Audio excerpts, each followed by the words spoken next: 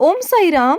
Welcome to Sai Samarpan channel. मैं हूं आपके साथ में विन्नी और आज मैं आपसे बात करने आई हूं कि हम किसी भी असंभव काम को संभव तभी बना सकते हैं जब उसमें ईश्वर का नाम हो, जब उसमें ईश्वर की रजामंदी हो, उनकी स्वीकृति हो। तभी हम कहते हैं ना कि हम कोई भी जब अच्छा काम करने जाते हैं, कुछ भी आप अपनी लाइफ में कुछ भी अच्छा काम करो या फिर आपके घर में खुशी का काम हो या दुख का काम हो, हर जगह ईश्वर को बुलाया जाता है, हर जगह ईश्वर का नाम लिया जाता है।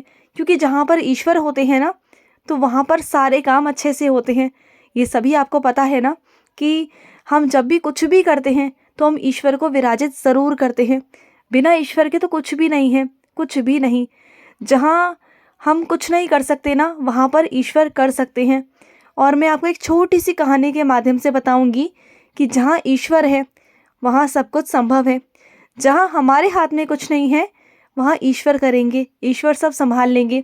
तो आइए जानते हैं छोटी सी कहानी। तो जब अर्जुन ना द्रौपदी के स्वयंवर के लिए जा रहे थे ना, तो कृष्ण जी अर्जुन जी को समझाते हैं, जैसे कि एक गुरु अपने शिष्य को समझाते हैं ना, तैयार करते हैं कहीं भी जाने के लिए। तो ऐसे ही वो तैयार कर रहे थे, कृष्ण जी अर्जुन जी को तैयार कर रहे थे, उन्हें समझा रहे थे कि वहाँ पर जाओ ना तो अपना ध्यान इधर उधर मत भटकाना और अपना ध्यान उस मछली की तरफ रखना, मछली की आँख की तरफ रखना। तुम्हारा ध्यान इधर उधर बिल्कुल भी भटकना नहीं चाहिए, मछली की आँख पर सीधा निशाना लगना चाहिए। तो कृष्ण जी उन्हें समझा रहे थे कि तराजू पर भी ना आराम से खड़े होना, जिस तरीके से तराजू का जो संतुलन है, जो भार है वो संतुलित रहे, वो गड़बड़ ना हो जाए, इस बात का तुम्हें सख्ती से ध्यान रखना है। और कृष्ण जी ने कहा कि सब कुछ तुम्हें संभालना है और जहाँ तुम नहीं कर पाओगे उसे मैं संभालूंगा, जो तुमसे नहीं होगा। तो अर्जुन ने कहा ऐसे कैसे, मुझसे क्या नहीं होगा, आप बताइए। तो कृष्ण जी ने कहा जैसे तुम जिस चंचल पानी में, जिस पानी के अंदर, अस्थिर पानी के अंदर जिस मछली पर तुम निशाना साधोगे ना, उस मछली के पानी को, जिसमें मछली है, उस जगह को, उस पानी को मैं स्थिर करूँगा, मैं वो काम करूँगा। बाकी तुम्हें अपना काम करना है, बाकी जो काम तुमसे नहीं होगा वो मैं संभालूंगा, वो मैं करूँगा।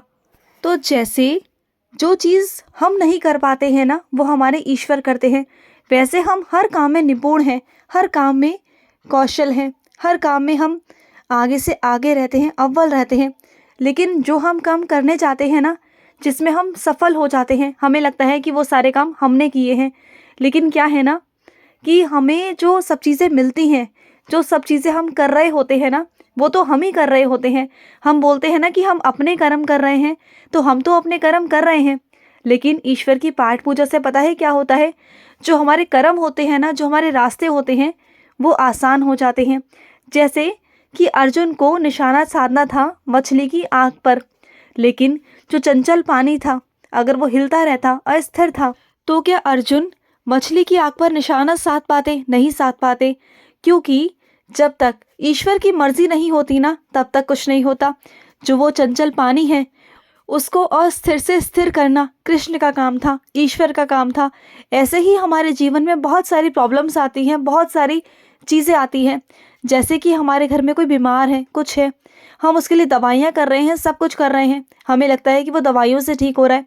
हाँ, वो दवाइयों से ठीक हो रहा है, लेकिन उसमें ईश्वर का बहुत बड़ा हाथ होता है। क्योंकि उस समय जब हम पूजा करते हैं ना, तो ईश्वर उन पर हाथ रखते हैं, उन्हें आशीर्वाद देते हैं कि उन्हें कुछ नहीं होता, वो बच जाते हैं। क्योंकि दवाइयाँ क्या होती हैं, दवाइयाँ कुछ नहीं है।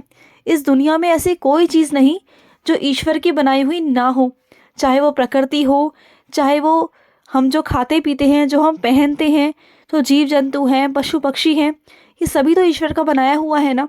ऐसे क्या चीज़ है जो इंसान ने खुद से बनाई है? अगर हम सोचे ना कि हम दवाइयाँ बना रहे हैं, हम जो सब चीज़ें कर रहे हैं, वो हम नहीं कर रहे, उसमें सब ईश्वर की मर्जी है। वो चाहते हैं कि हम करें, तभी हमारी सोच चलती है, तभी हमारी बुद्धि चलती है, तभी हमारा विकास होता है। हमें लगता है ना कि उसकी दुकान पर बहुत बढ़ोतरी हो रही है, बहुत काम है, तो ऐसा नहीं होता। एक ही जगह पर आप देखना, दो दुकानें हैं और दोनों दुकानों पर आप देखना सेम चीज़ें हैं और सेम बड़ी बड़ी दुकानें हैं, लेकिन एक पर काम होगा और दूसरे पर काम नहीं होगा। वहाँ क्या है, वहाँ है आशीर्वाद, ईश्वर का आशीर्वाद। हम जब भी कोई काम करते हैं ना, तो ईश्वर के नाम से करते हैं। हमें कोई भी काम करना है ईश्वर के नाम से करना है, क्योंकि हम हर काम को करने का प्रयास कर सकते हैं और हम करते भी हैं। लेकिन प्रयास करने की एक सीमा होती है, लेकिन उसके आगे होते हैं भगवान। और जहाँ भगवान होते हैं ना, वहाँ पर असंभव को संभव बनाते हैं, वही बनाते हैं। हमारे बस की है ही नहीं, हम इंसानों की बस की है क्या। हम तो उस ईश्वर की कठपुतली हैं, उस ईश्वर की। वो चाहे ना तो कुछ भी कर सकते हैं। किसी भी टूटे हुए पत्ते को भी ना वो बहुत बड़ा ओहदा दे सकते हैं, बहुत बड़ा ओहदा। वो चाहे तो बिखरे हुए इंसान को कहाँ से कहाँ पहुँचा दें, और अगर वो चाहे तो राजा को रंक बना दें। सब उनके हाथ में है, सब उनकी है, सब उनकी देन है। और जब भी आप अपने घर में कोई भी काम करें, चाहे वो छोटे से छोटा हो, बड़े से बड़ा हो, इनफैक्ट आप झाड़ू पोछा भी घर में लगाएं ना, या आप अपने घर में खाना बनाएं, आप अपने ऑफिस जाएं, ऑफिस जाकर आप काम करते हैं, या फिर आप घर से बाहर जा रहे हैं, घर के अंदर आ रहे हैं, कोई भी कुछ भी काम, या आप पढ़ाई कर रहे हो, सब में आप ईश्वर का नाम लो। जिस काम में आप ईश्वर का नाम ले लोगे ना, वहाँ पर उनकी कृपा हो जाएगी, वहाँ पर उनका आशीर्वाद आ जाएगा। जो काम हम नहीं कर पाएंगे ना, वो काम वो कर देंगे। जैसे एक बच्चा पढ़ाई तो बहुत करता है, लेकिन फिर भी अच्छे अंकों से पास नहीं होता, होता है ना ऐसे कभी कभी। तो उसमें ईश्वर का आशीर्वाद बहुत ज़रूरी होता है, बहुत ज़रूरी। हम सब पढ़ाई करते हैं, लेकिन उस वक्त दिमाग देना, विकास देना, बुद्धि देना, आशीर्वाद देना माँ सरस्वती का काम होता है। जब वो प्रसन्न होंगी, जब आप अच्छे से पढ़ाई करोगे, तभी तो सब कुछ होगा ना। उनका आशीर्वाद भी तो बहुत ज़रूरी है ना, तभी तो सब कुछ हो पाता है ना। तो चीज़ें करना और चीज़ों को वहाँ पर उस समय पर संतुलित रखना ईश्वर का काम होता है। तो ईश्वर को मनाकर रखिए और हमेशा उनका नाम लेते रहिए। बिना उनके कुछ भी नहीं है इस दुनिया में, कुछ भी नहीं। आप सोचो कि आप सब कुछ कर लोगे, तो आप कुछ नहीं कर सकते। इंसान को कभी कभी घमंड होता है कि मैं सब कुछ कर रहा हूँ, लेकिन हकीकत में हम कुछ नहीं कर रहे। हम सोचे कि हमने ये किया, हमने किसी की मदद की, तो वो हमने नहीं की।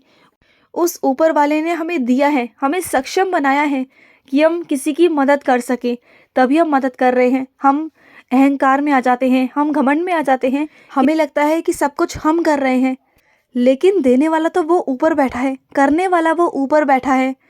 जब तक वो हमें नहीं देगा, हमें इस काबिल नहीं बनाएगा, सक्षम नहीं बनाएगा कि हम किसी की मदद कर सके, तो क्या हमारी इतनी हैसियत है कि हम किसी की मदद कर सकते हैं? हम सिर्फ माध्यम हो सकते हैं, लेकिन हम कुछ नहीं हो सकते, कुछ नहीं। उस ऊपर वाले के आगे हम कुछ नहीं हैं।